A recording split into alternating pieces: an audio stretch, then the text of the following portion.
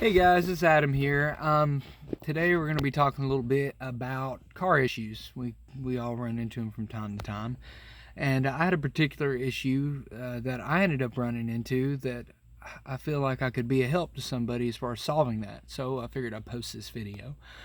This Cherokee has roughly around 202,000 miles on it. The issue that I ran across is a very common issue across the board for most XJs and YJs of the same year, roughly, 97 through 2000 or what have you. The instrument cluster wasn't functioning. And what I mean by that is the tach would not work, the speedometer wouldn't work, the oil pressure, the coolant temp sensor was not functioning. I had no readouts whatsoever other than my odometer. So, with that being said, I did some research and found there's 3 problems that could possibly arise which would run into these issues. One of which would be ground points up under the hood. There's one ground point right there at I believe it's at the negative battery post that connects directly to the fender area.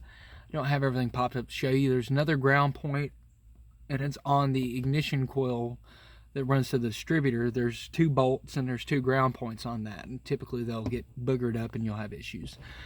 The other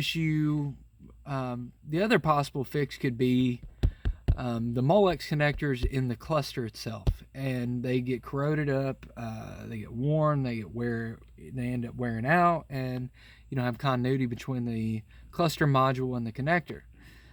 Well, I pulled that apart, everything looked fine. I pulled the connectors, looked at them, I even bent them a little bit to make sure I got better connection. So that didn't fix my problem. After doing some more research, I found that the keyless entry module is another culprit that could cause your cluster to die. And what that does is it becomes corrupted, and the CAN bus can't effectively communicate with the cluster module in the dash. So I noticed there wasn't really any videos as far as fixing this online, so I figured I might as well post something.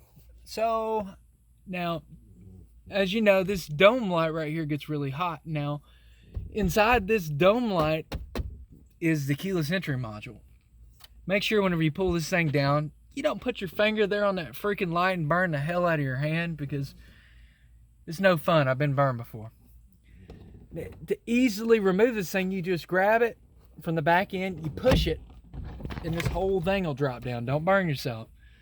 Now, if you look down in here, it's a little bit flooded out, but here's my keyless entry module. There's one single plastic Molex connector right here. What you do is you disconnect this sucker. If you look real close, you notice a few burn marks in there. I'm guessing what happens is the heat from the dome light causes the thing to end up burning various circuits out in this little circuit board. So I don't care about keyless entry in this thing. It's pretty well. The rusty wagon, it's got rust on the fender welds and everything else.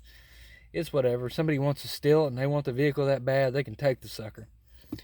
So with that being said, you disconnect that, you put the key in the ignition, and more than likely you're gonna have your cluster back. Now, this is not always going to solve the issue. Like I said, you'll run into possible issues with those Molex connectors behind the cluster.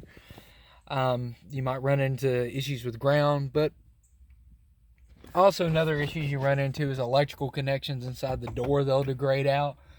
You have to pull the door panel. But I hope I was able to lead somebody on to possibly resolving their issue without having to go to the dealership and pay them a crap ton of money whenever it's as simple as disconnecting a simple cable. I hope everyone has a good day, whatever they may be doing, and hopefully I'll catch you guys on the flip side. Later.